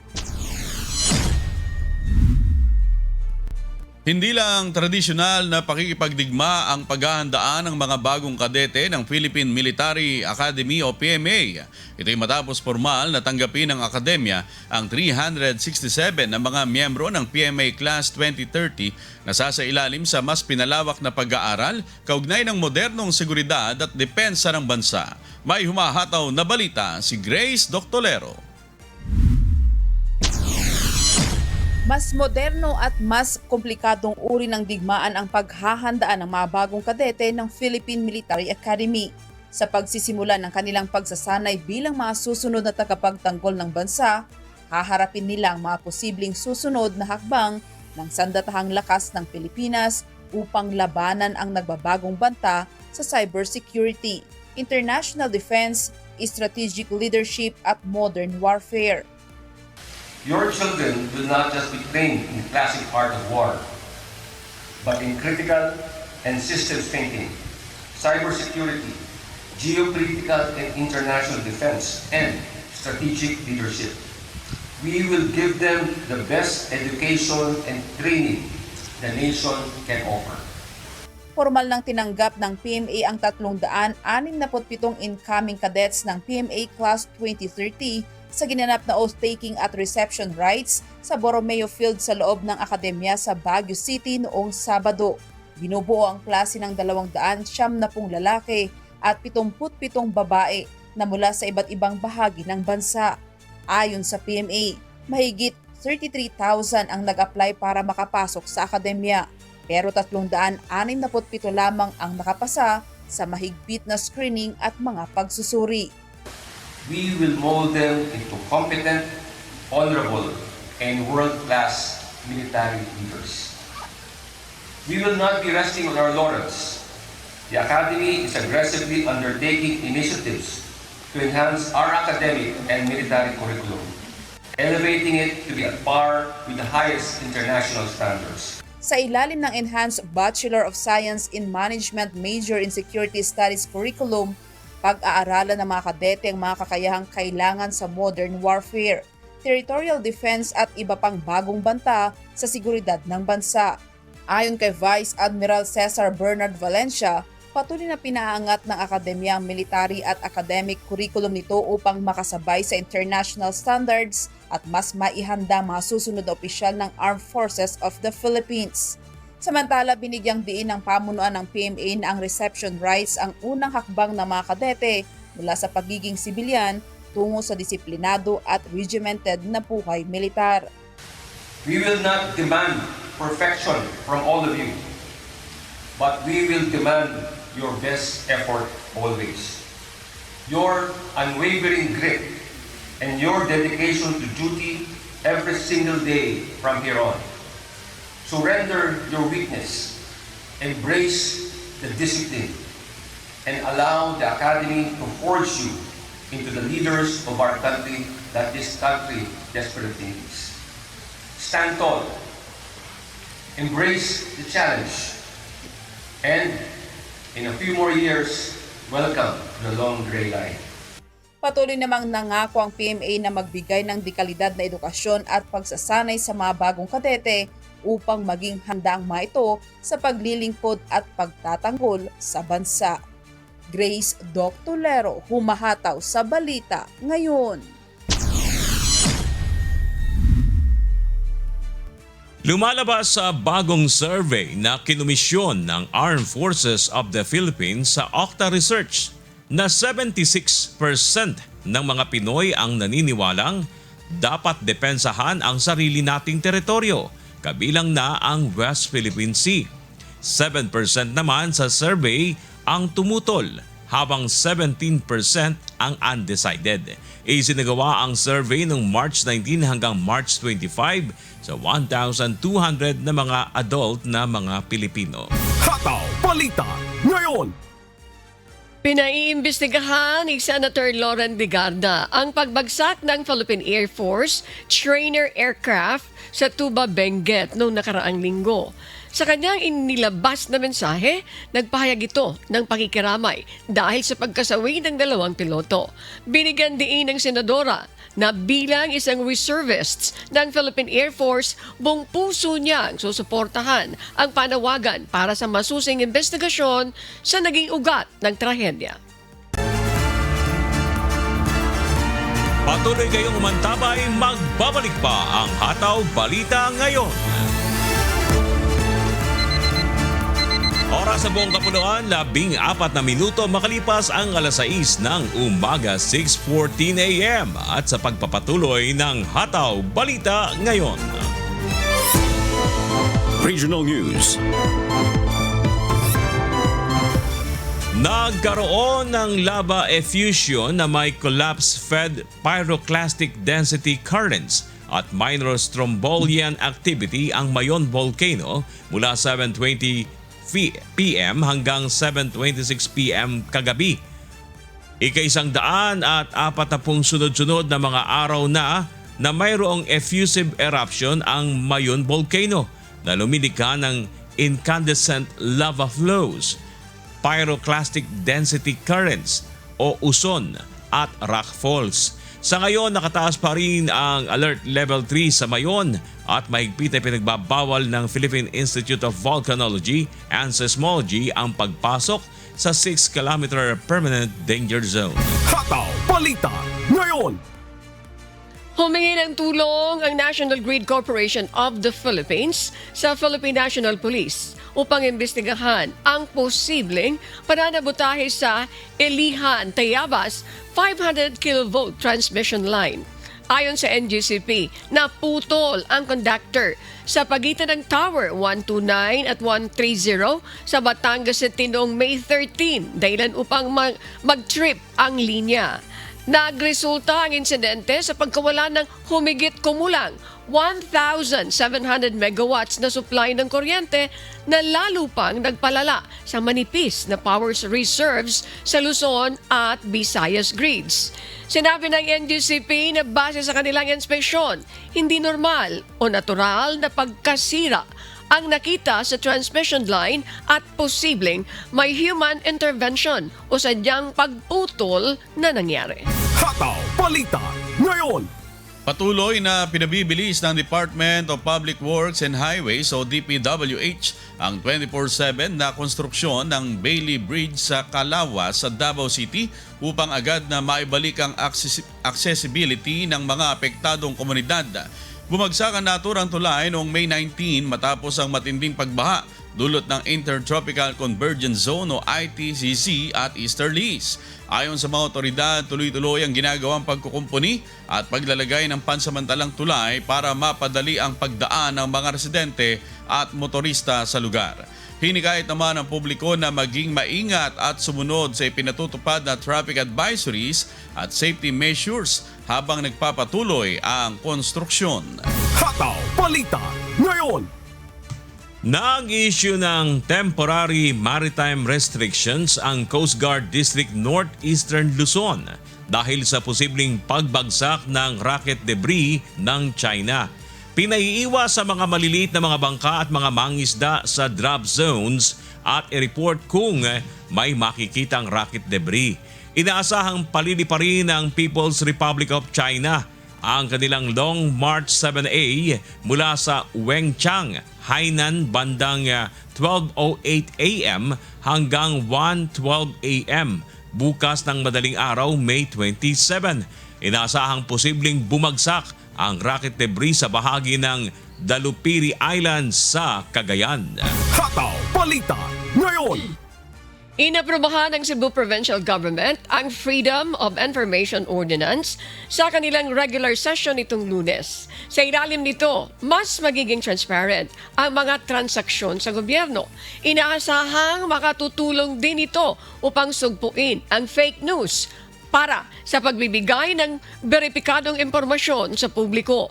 Magkakaroon ng akses ang publiko sa mga official record, policy data at government transactions.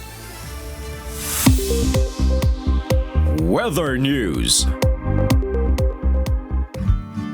Alamin ang magiging lagay ng panahon sa iba't ibang bahagi ng bansa ngayong araw ng Martes, ika-26 ng Mayo, taong kasalukuyan. Panoorin po natin ang update mula sa Pag-asa Forecasting Center.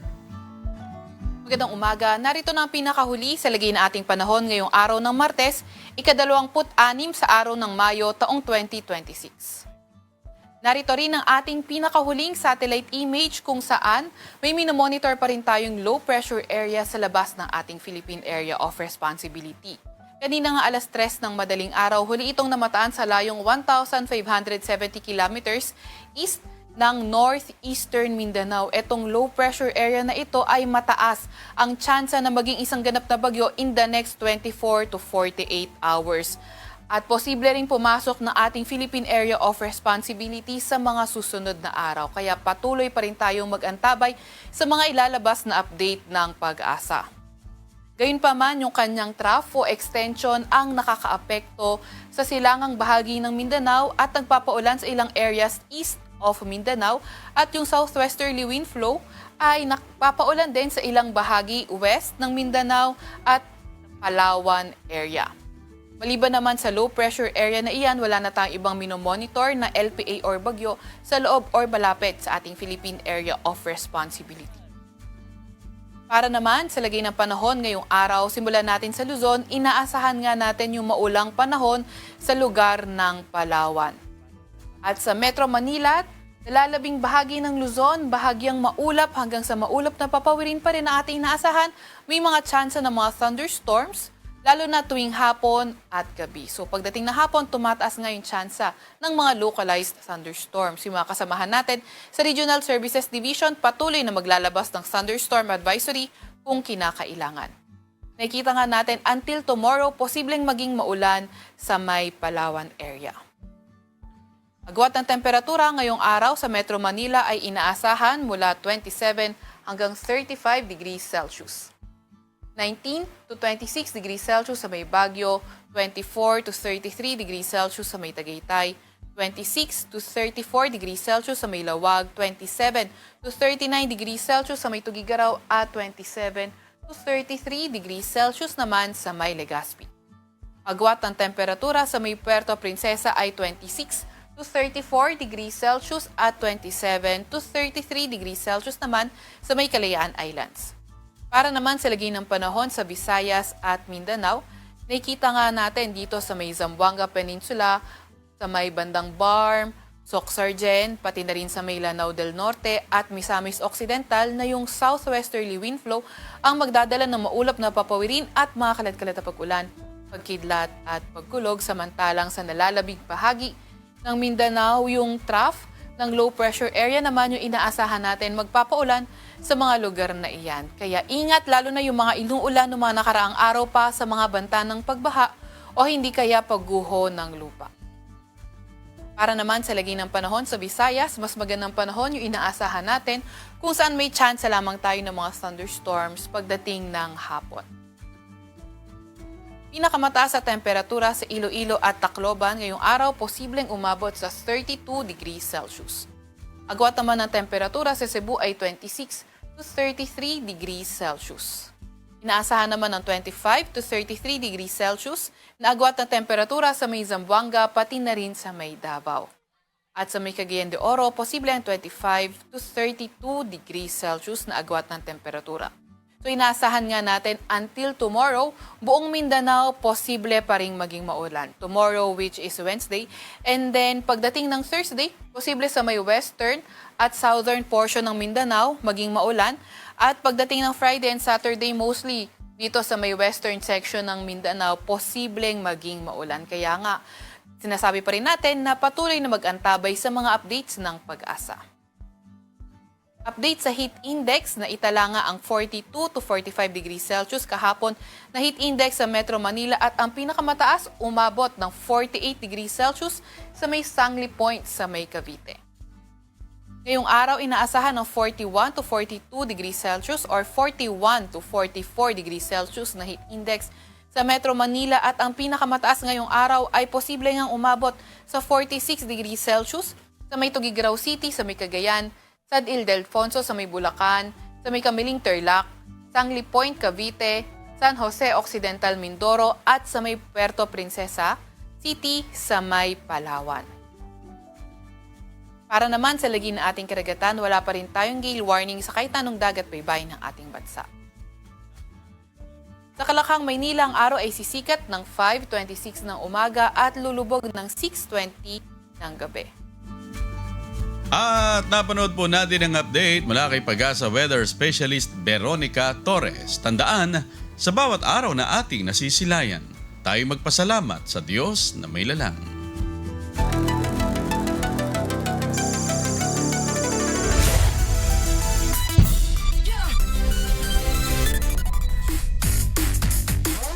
DOJ Radiance at Comelec Vanguards nakasungkit ang panalo mula sa comeback win sa elimination round ng UNTV Cup Season 12. Dominating performance naman ang ipinakita ng DNR Lawin Patrollers para itala ang kanilang second straight win. Si JP Nunez humahataw. Panibagong aksyon ng triple header match sa hardcourt ang muling nasaksihan sa Paco Arena sa Maynila sa pagpapatuloy ng eliminations round ng UNTV Cup Season 12. Sa first game, maagang nakalamang ang Senate Defenders para tambakan ng puntos ang DOJ Radiance hanggang sa pagtatapos ng first quarter. Hawak ng Senate Defenders ang kalamangan hanggang sa last 2 minutes and 33 seconds ng fourth quarter kung saan naitabla ng DOJ Radiance ang score all 63. Nakuha pang makalamang muli ng Senate Defenders bago ang last 2 minutes ng laban. Subalit napako ang kanilang score sa 66 points habang umabante naman ang DOJ Radiance sa 70 points as the buzzer sounded. Hinatulan ng DOJ Radiance ang Senate Defenders sa final score na 70-66. Naitala ng DOJ Radiance ang kanilang unang panalo sa eliminations round mula sa comeback win. Best player of the game si Lester De La Cruz na kumamada ng 24 points, 2 rebounds at 5 assists. Kung makikita nyo, we're playing zone. No? So sabi ko, nagpapakondisyon naman kayo, let's try to play man-to-man and put pressure on them. Sa second game, pinalusog ng PhilHealth Health Insurers ang kanilang opensiba para itala ang double-digit na kalamangan sa first quarter pa lang ng laban kontra sa Comelec Vanguards. Tinapos nila ang first quarter with a double-digit lead na 28-17. Lalo pang lumobo ang score ng PhilHealth Health Insurers sa second quarter at third quarter kung saan tuluyan silang umalagwa sa kanilang double-digit lead. Subalit pagpasok ng fourth quarter, 8 puntos na lang ang kailangang habulin ng Comelec Vanguards. At sa last 2 minutes ng fourth quarter, naibaba pa nila sa 1 puntos ang kailangang habulin. Isang nail-biting endgame ang nasaksihan sa Paco Arena sa huling mga segundo ng laban dahil parehong pinipilit bumuslo ng parehong kupunan. Pero sa huli, tuluyang lumamang ang Comelec Vanguards para itala ang kanilang comeback win sa final score na 76-71. Best player of the game si Marios Ryan Martinez na umambag ng 18 points, 6 rebounds, 3 assists at 3 steals.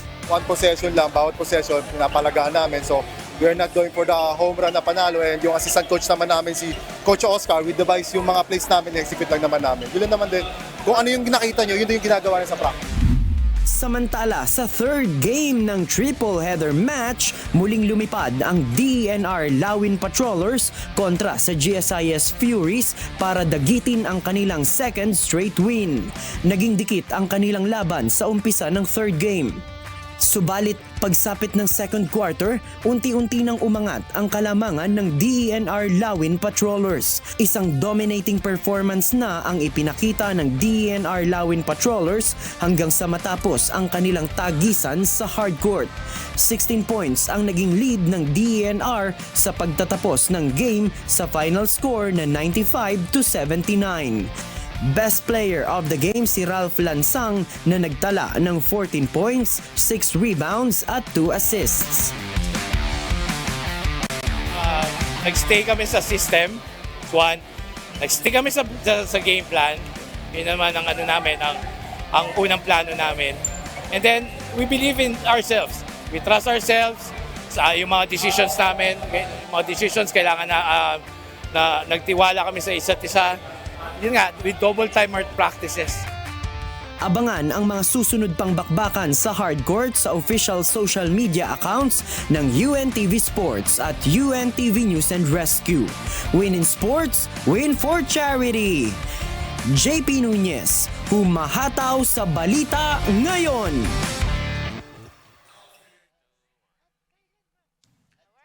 At sa aming ibabahaging mga salita ng Diyos na ating sandigan mula sa Hebreo Kapitulo 8, talatang 12. sapagkat ako'y magiging mahabagin sa kanilang kalikuan at ang kanilang mga kasalanan ay hindi ko na aalalahanin pa.